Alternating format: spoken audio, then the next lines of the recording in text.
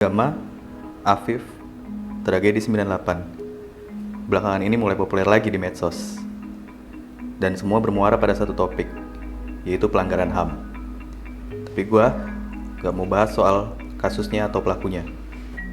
Mungkin beberapa dari kalian belum tahu kalau HAM sangat berkaitan dengan lingkungan hidup. Dan kasusnya sangat dekat dengan keseharian kita. Contohnya, krisis air bersih, polusi udara, pengelolaan sampah yang amburadul. Kasus-kasus tersebut merupakan pelanggaran hak asasi manusia, yakni hak atas lingkungan hidup yang baik, sehat, dan berkelanjutan. Sebelum gue bahas, gue mau ngucapin selamat Hari HAM sedunia 10 Desember 2024. 76 tahun Deklarasi Universal Hak Asasi Manusia. Semoga negara benar-benar hadir untuk pemenuhan hak asasi manusia warga negaranya. Lingkungan hidup yang baik dan sehat adalah hak asasi. Hal ini tercantum dalam Pasal 28H Undang-Undang Dasar 1945. Dewan HAM PBB juga telah mengeluarkan resolusi yang mengakui hak asasi manusia atas lingkungan hidup yang baik dan sehat pada Oktober 2021. Ya, jadi pada dasarnya hak atas lingkungan hidup yang baik dan sehat sudah diakui secara nasional maupun internasional. Tapi kenyataannya di lapangan, kita bahas sedikit ya. Pasti lo pernah dengar nama-nama ini. Daniel Fritz, Ibu Haslilin, Salim Kancil. Mereka adalah orang-orang yang memperjuangkan hak atas lingkungan hidup yang baik dan sehat. Namun sayangnya, mereka justru mendapat serangan dan ancaman. Bukan main-main lagi, dari intimidasi bahkan sampai dibunuh. Mereka inilah yang disebut sebagai pembela HAM lingkungan hidup atau Environmental Human Rights Defender. Jadi, nggak cuma aktivis lingkungan yang bisa membela lingkungan hidup. Bisa siapapun, termasuk lo. Sepanjang 2023 sampai November 2024, Satya Bumi sudah mencatat sebanyak 66 kasus serangan dan ancaman terhadap pembela HAM lingkungan hidup. Dari serangan fisik, peretasan, kriminalisasi, bahkan pembunuhan. Dan tebak siapa pelaku terbanyak? Ya, polisi. Lagi-lagi. Aparat yang satu ini terlibat dalam 32 kasus serangan terhadap pembela HAM lingkungan hidup. Sisanya ada perusahaan kebun, mostly sawit, perusahaan tambang, termasuk nikel, preman ataupun ormas, bahkan hingga aparat militer. Tahun 2024 ini, Satya Bumi menyaksikan bagaimana masyarakat adat menjadi korban pelanggaran HAM oleh manusia-manusia serakah. Yang seringkali justru para pelanggar HAM ini difasilitasi oleh negara.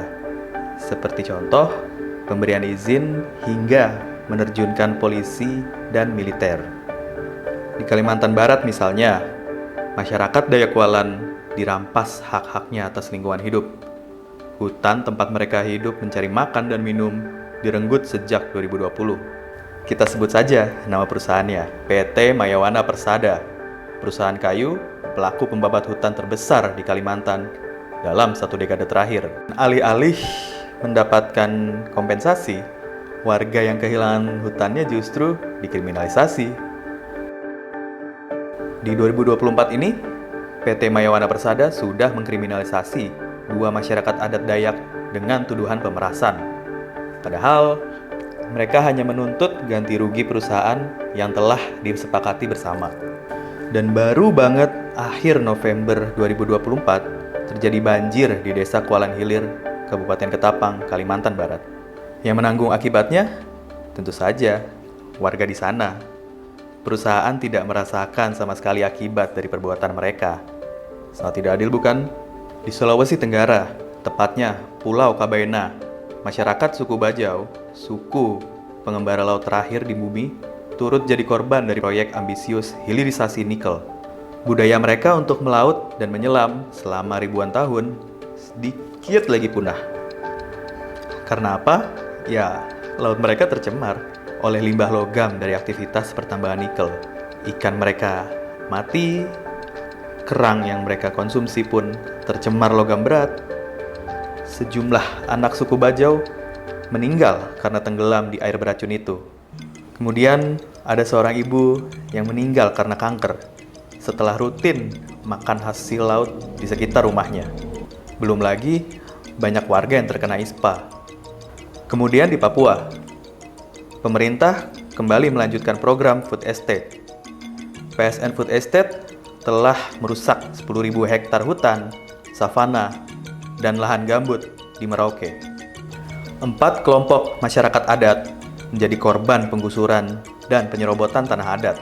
Gak cuma memperparah krisis iklim, tapi juga melanggar HAM masyarakat adat di sana. Dengan merusak dan merampas cara-cara hidup tradisional masyarakat adat yang hidup bersinergis dengan alam. Sama saja, pemerintah Indonesia telah melanggar komitmen internasional dan melanggar hak konstitusional.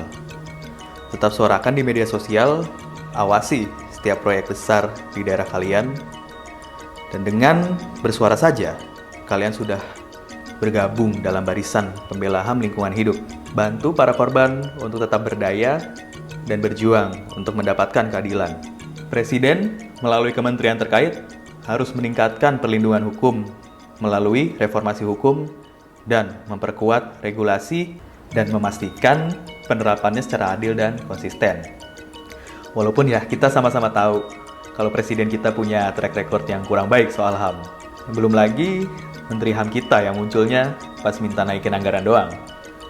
Penutup dari gua, di hari HAM sedunia ini, gue cuma bisa bilang, tak ada keadilan sosial tanpa keadilan lingkungan. Hak asasi manusia adalah pondasinya ketika kita bicara tentang lingkungan hidup. Dan satu lagi, nggak semuanya harus jadi modern dengan teknologi. Hidup layak berdampingan dengan alam adalah hidup yang sebenar-benarnya bagi masyarakat adat.